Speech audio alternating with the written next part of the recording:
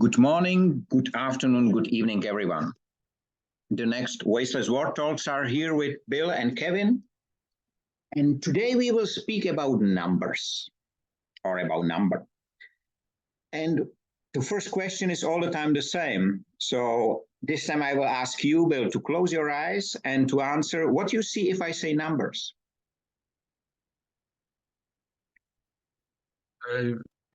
Michael, I've been in business for a zillion years, and of course, numbers are very important in business. To some people, numbers are more important than people, and but numbers. Oftentimes, conversations are started. They'll say, "Okay, let's get down to the numbers," which means our sales up, our profits up, or whatever. Some people, in my experience, have a calculator in their head instead of a brain, and everything is transactional, and everything is numbers to them.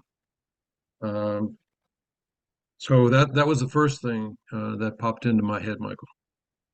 What about you, Kevin? I think of one number in particular, which isn't a number, but zero. And this lovely story that mathematics wasn't really making much sense until someone had the brilliant idea that we must have somewhere where there is no number, there is no value. And I've heard conflicting stories. Some say it comes from Arabia, and others say it comes from India. But wherever it comes from, it was the thing that really advanced us mathematically. That's interesting. And I have similar discussion today. And during the discussion, I came to one finding. You know, if you compare numbers and letters, if you put one letter to another and the next one, you create word. From words, you can create sentences. From sentences, you create stories. But if you put one number to another number, you get number. If you add another number, you have just another number. So there are no stories in numbers. But letters can make numbers. But it looks like that we have developed ourselves to put the story to a number. But many numbers are used here to pretend something, you know, bigger the number, more interest we get, and so on, as described by Bill. So it's the sale. But in reality, at the end of the event, I ask myself, can we try to spend one day without numbers? Will be very interesting.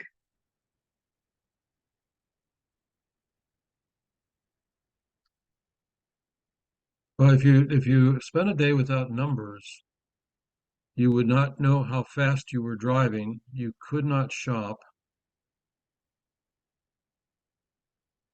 It's interesting, you know. I think we can do.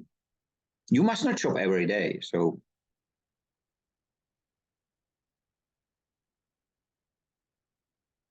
What about this idea, Kevin? I think it's a good idea for next movie. I have a really poor relationship with numbers.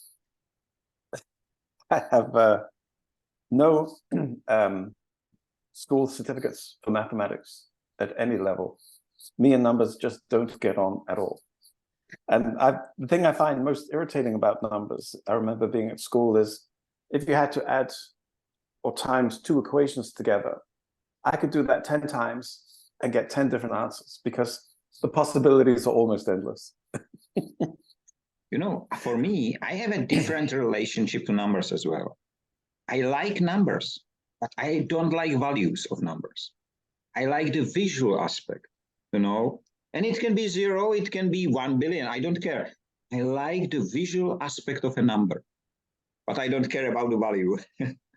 So in the mathematics, I was very similar to you.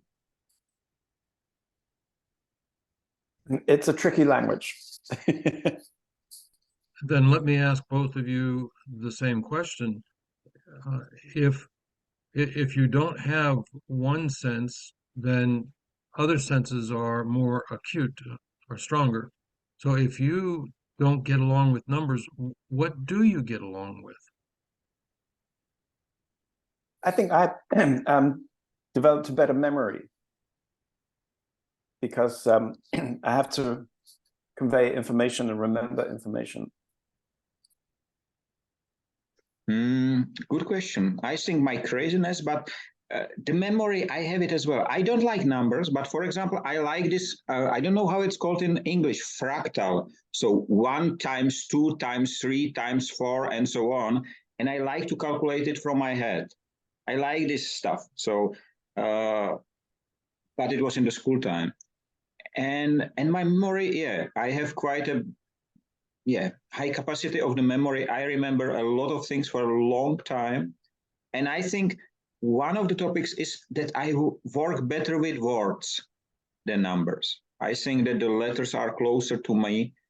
Even imagination, I imagine in words, but I do not imagine in numbers.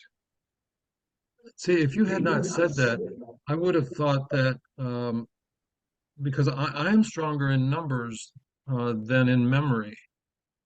But both of you say the opposite.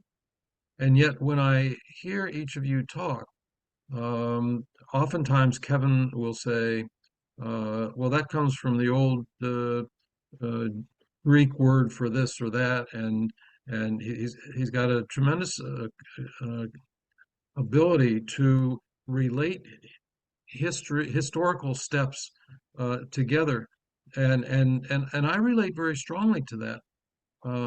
So then how can we each be saying such opposite things about our abilities? I don't know. I don't know. Kevin, did you have an idea? No, I saw an interview with a mathematics savant, and he was explaining that numbers to him are colors and landscapes. Ha! Which is really, really interesting. So when he hears a number, he sees a landscape. And so when he puts two landscapes together, they create a new landscape. And then he can simply look at the landscape and describe it by reading off the numbers they represent. You know, I have, it's 10 years ago or even more probably. There was, I have read about a guy in Japan. It was a senior, and he learned Excel, and he paint pictures in Excel, not painting from numbers. I don't know how he made, but you will never say that he made it in Excel. It's artworks, unbelievable artworks. There has been no numbers, just the background. He based it on the tools of Excel. How it works, don't ask me, I don't know, but it was so beautiful. And he explained that he just learned exactly as you described, that he see the numbers and he see different, and he used Excel just to paint the images which are in his head.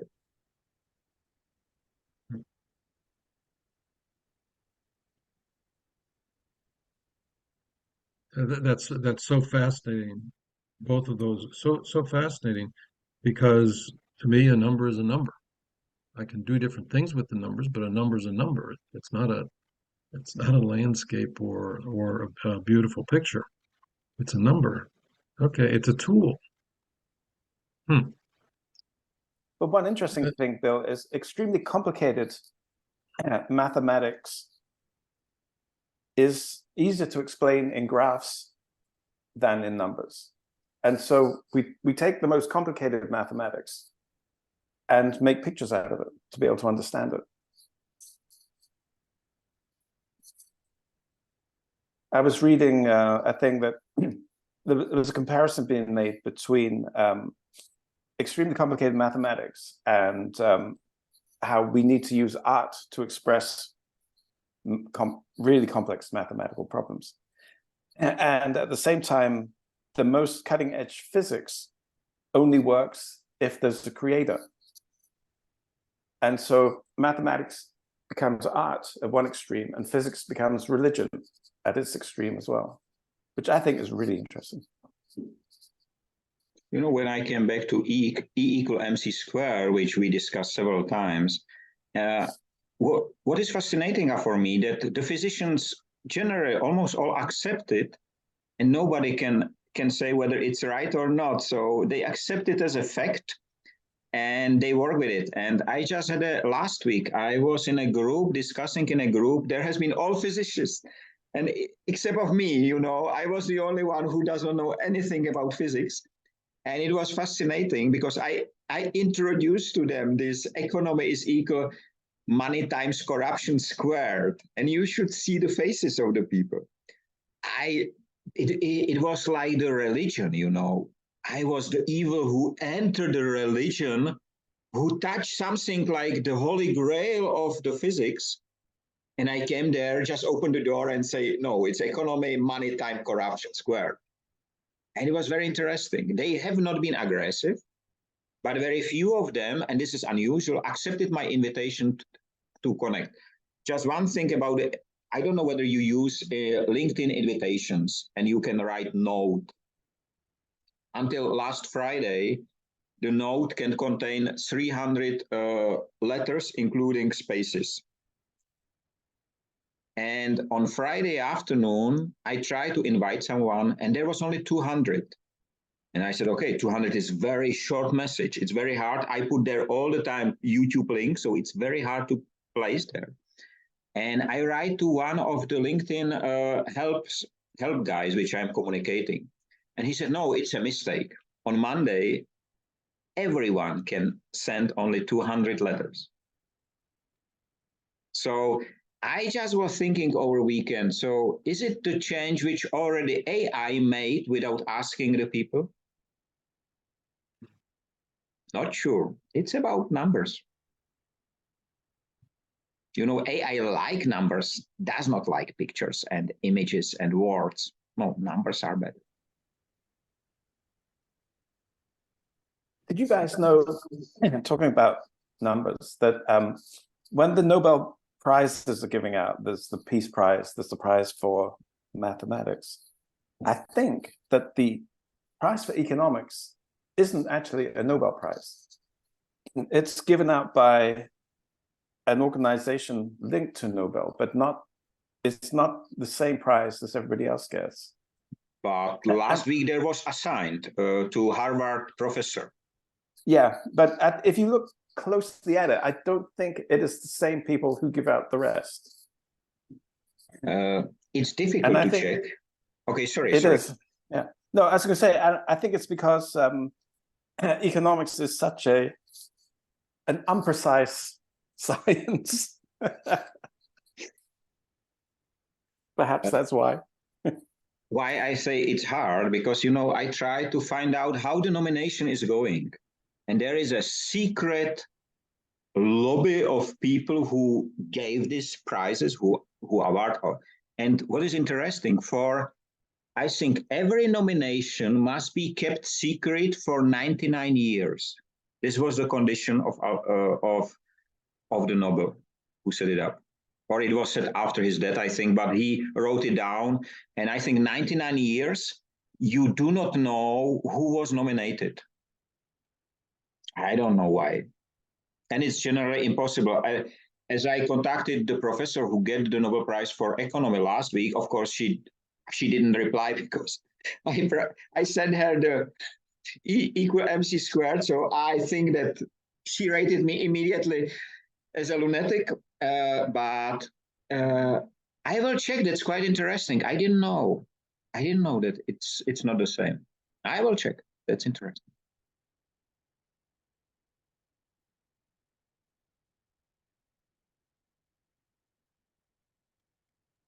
When you first asked the question, my mind said, can you explore the relationship between numbers and music? Because my wife is very strong in mathematics, and also a concert pianist, and just loves to.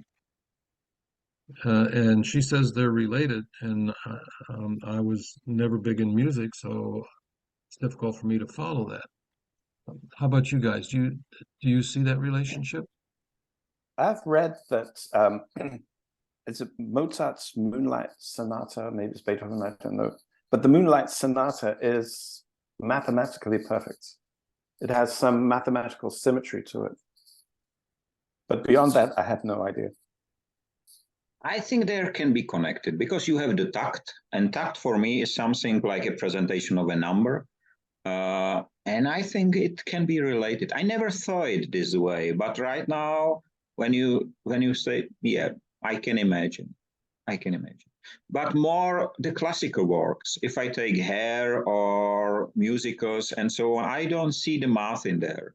But if I just drive last week or over a weekend in the car and I listened to Bach, and there was really that's a strong music, and I think I can imagine as a math in some way. But the math I love, not the one I hate.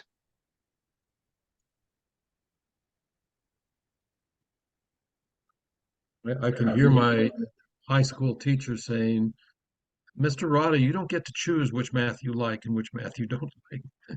The test is going to cover all the maths. Do you know what is interesting? We are speaking together for more than a year with Bill, with you longer, and we never spoke about numbers. And the numbers are present here. They are all the time has been here, but we never talk about them. That's interesting. And another interesting fact, I have this noon session and it was canceled. I don't know who canceled it. It was organized by me, LinkedIn, so nobody should have access to it. And it was canceled. I have to set up a new one. It was few people there. But for some reason, somebody does not want me to speak about numbers. So I don't know how this video will be after. So let's see. I think you've made some not friends at LinkedIn. Do you ever feel paranoid that they're watching you and sabotaging what you're doing? I know they are watching, but I'm not paranoid. I don't care. So simple. I have nothing to hide. That's the best protection. Don't have anything to hide. We just touched the NDAs today and so on. The NDAs are one of the reasons why the world is in such a situation, why industries are not talking together because they are hiding behind the doors of NDAs. And, I don't care. Everything what I say, it's open. So they are watching. Yes, fine. They are listening to my phone. Who cares? I don't care. And Bill, with the technology, all the conversation, and there was just a discussion 2 days ago in German parliament about the way how generally the user data are controlled and watched and collected and so on. So I am fine with it. They can be. And when we speak crazy stuff, let's make the people more happier to analyze this crazy stuff. There's nothing more crazy than the world today. So what we speak is the opposite of crazy. But a little bit of crazy ain't bad. No. I'm hoping that if somebody does read my emails, that it's not a machine, but it's a real person, and they have to read all the correspondence between me and my ex-wife. That would drive them crazy. Do you know the movie? I think it was 80s or 90s. I think it was called Case Pelican, or somehow it was about the agency in which they read books to find something which is suspicious, but they do not know about it. And one guy left for breakfast, and they kill everybody in the agency. And it's quite a famous movie. I don't know the exact name. And it was exactly about this. So reading, not knowing that they are doing what they are doing, but they have been killed because something was hidden there. Is it the 5 Days of the Condor? Or the Yeah, 7 Days 5 Days of of the Condor. Exactly. Yes, yes, yes. That was a great movie. Yeah. I remember once I was watching that movie with a German girl, and there's a scene where Robert Redford ties up Faye Dunaway. And this German girl looks at it and she says, "Oh, it's much harder to tie up a person than that." I was looking at her thinking, how does she know? What interesting girls you date, Kevin? Yeah, yes. Never dull moments. So we went quite far from numbers. On the other hand, we use the word numbers even in this occasion. So the language is strange. But yes, Bill. So I think that there's I'll put this as a question. Isn't there a tremendous number of relationships between numbers and the rest of the world, music, um, words? Um, we mentioned art, we mentioned religion, we mentioned, and with all these interrelationships, um, I I have to go back to the opposite of all these relationships, like we do with time. Does time really exist? Do numbers really exist? Or are they a figment of our imagination, or something that is foisted on us to control us? I know that in the business world, numbers are used to control you. You have a quota, everything is expressed in numbers, um, and they're used to control us. So if we had no numbers, would we still be able to, oh, would we still be able to live and enjoy life? Do the numbers have meaning? The numbers produce fear. As a salesman for many, many years, numbers were used to make me fear and work harder.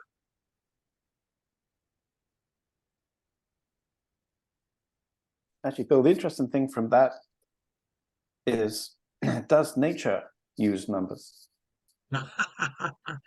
Yes, I like that. What do you think?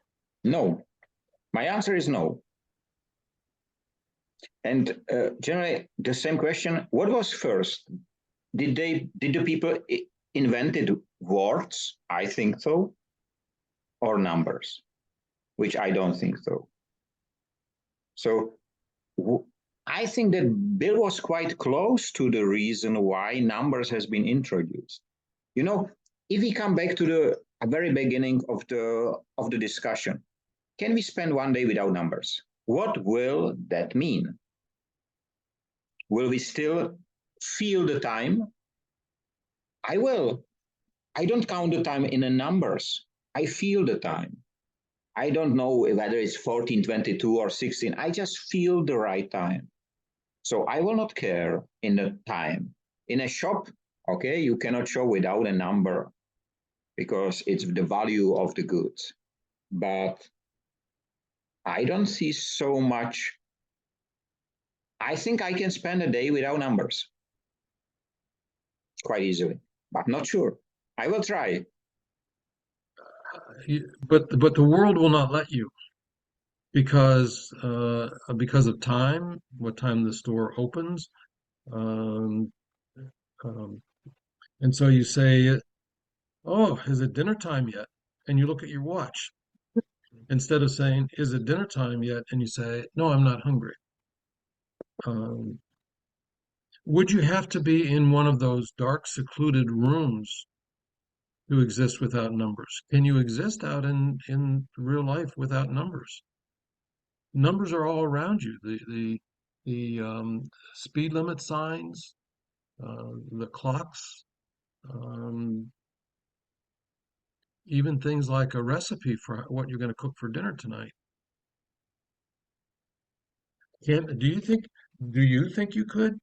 Spend a day without numbers? Does that mean, what does that mean to spend a day without numbers? Does that mean that your brain never says, oh, it's 5 o'clock? Or does that mean I see no numbers? I'm exposed to no numbers. What does it mean to live without numbers? From my perspective, I don't think it's the second thing. I think that numbers are around you, you can see them, but you don't, how to say, you don't, I cannot say follow, but you don't. Maybe you don't make decisions based on the numbers that you see. don't pay attention to those numbers. These are just the background, nothing else, just the background.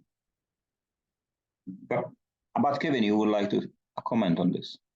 It was an observation in the question, and maybe you guys know the answer to it. But when you see Japanese writing, it's this pictogram style writing, except they use Roman numerals, or not Roman numerals, Western numerals, 1, 2, 3, 4, 5, 6, 7, 8, 9, 0.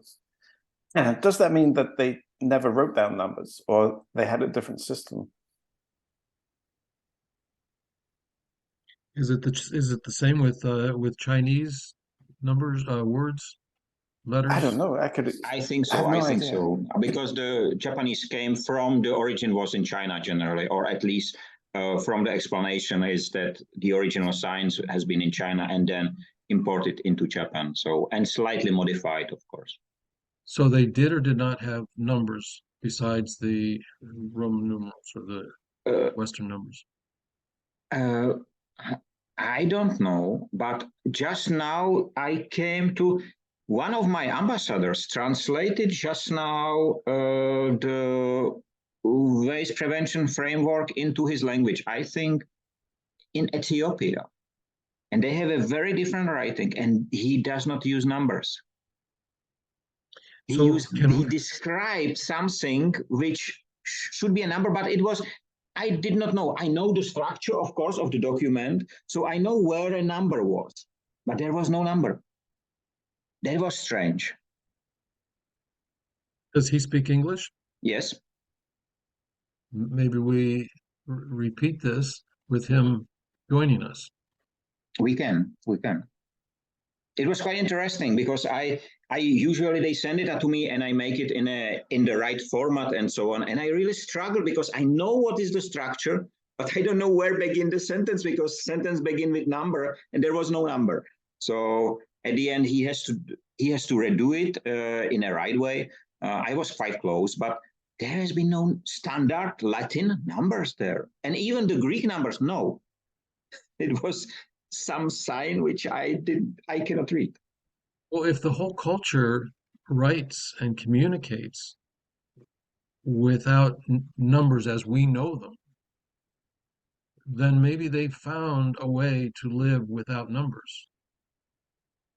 I will ask him. I will find out the translation and send it to you, because you have the English one, you can just simply compare. And it's quite interesting. And let's ask a different, let's go back to the roots.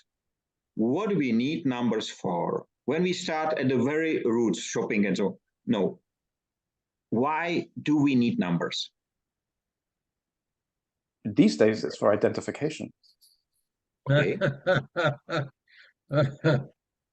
Okay, ask the same question, what do we need numbers for? And say, and add to it, because nature exists without numbers. Then what answers do we come up with? Maybe we say, because nature does not need to control anything, but humans need to control something. I think that the control aspect, and especially as Kevin mentioned it, it's important. When you say this sentence, Kevin, I saw all the time the forearm with a tattooed number. It was in my eyes, and it's not true probably, but in my eyes, it was the first time when somebody tried to somehow digitalize or control someone by using a number. I'm sure it was not the first time, but it was the most obvious and bad one. Right. But today we are having exactly the same, except of forearm, we have it in our mobile phone. Just now, my government agreed that we have a personal ID card, which is generally not a paper. Before it was a book. Today is a sheet like a credit card, but it should be digital completely. So, and I was on a post office, and they started to give you, I don't know, some pension and so on, if you have a app and a number in your mobile. And there was an old lady, and you need to have a smartphone. It does not work with the old one. And there was a lady with her husband, they can be about 80. And she said, but we have only one mobile phone. And they said, no, in one mobile can be only one number. What a stupid world we are living in. You know, they will not use the phone for anything else, just to put the number for post to get a pension, which they get for 60 years of working, or I don't know for how long. That's wired, really. And have you heard yesterday, Elon Musk announced that new users, and it will be in test in New Zealand and Philippines, that if you would like to join Twitter as a new user, you have to pay $1, a yearly fee of $1 to become a user of a social media, which will serve you only advertisement and nothing else generally. And most of the time delivered by Elon Musk, which is, I open it every time I open Twitter. The first tweet is Elon Musk. No matter whether I do in the morning, in the evening, all the time is his tweet there first. I've never been a part of Twitter, but I don't know if you've got this, maybe it's just a Danish thing, but at the moment, every time I watch a YouTube video, a notice comes up saying it's forbidden to watch YouTube with ad blocker, which is extremely annoying. And luckily at the moment, there's a box to just shut the panel down, but I'm sure sooner or later, I won't be able to watch YouTube without disabling my ad blocker. And Bill, I also have never used Twitter or Instagram. And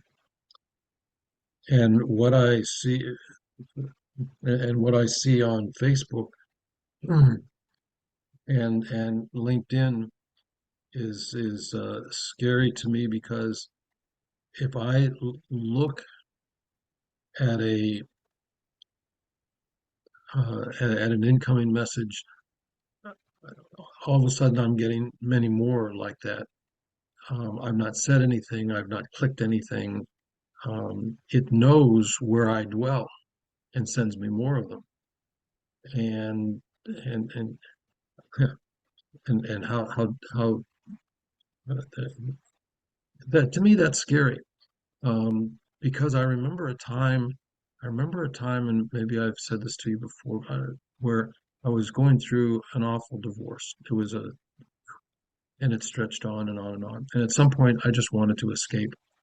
And I seriously was thinking about what we used to call going underground. That is, I'm out of here. I won't use my credit card.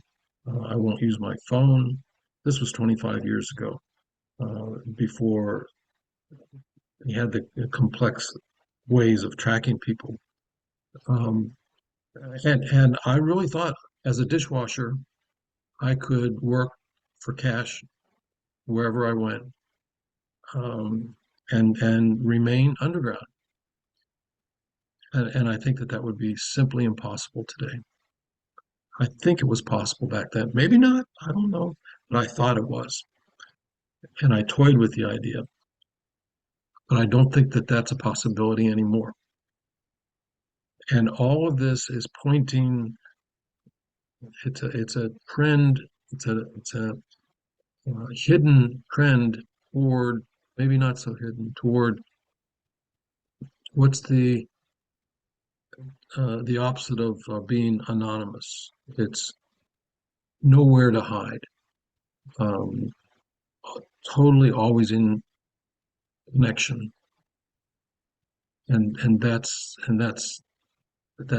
scary to me. But I really think as each day goes by, we get closer to the point where you can disconnect. No, you cannot even exist without a mobile phone. It's technology is controlling us. The apartment I lived in, people would ring the doorbell, but the bell wouldn't ring. Instead, a message would go to my phone saying there's someone downstairs. And I mean, how ridiculous can that be? And the funniest thing is that they installed this system and they hadn't asked me if I got a new phone. So when I first moved into that apartment, I had a German telephone number. So someone in Germany keeps getting messages saying someone's ringing your doorbell. You know what I do against this? I create so much content and I am open and transparent. And combination of these two and the thing that I do not collect money on my account because, you know, money come and go. And I think this makes these guys crazy. Because in some way, they cannot say, you cannot be transparent. Or they cannot say, waste, Mr. Ada, you have to waste. They will look crazy. Simple, they will not do. And the same, they say the internet is infinite, so I can post so many posts as I wish to. That they are on a limit, it's not my problem, it's their problem. And so it's quite interesting to do. And dear gentlemen, we have 2 minutes to go. So we are again reaching a number which limit us and control us. And this time is 2.00. I heard of there's an organization in Japan. If you're in an abusive marriage, this organization will help you disappear entirely. You and your children can just vanish, which is quite an interesting solution. And I think generally in Japan, there is a lot of people do just disappear, both men and women.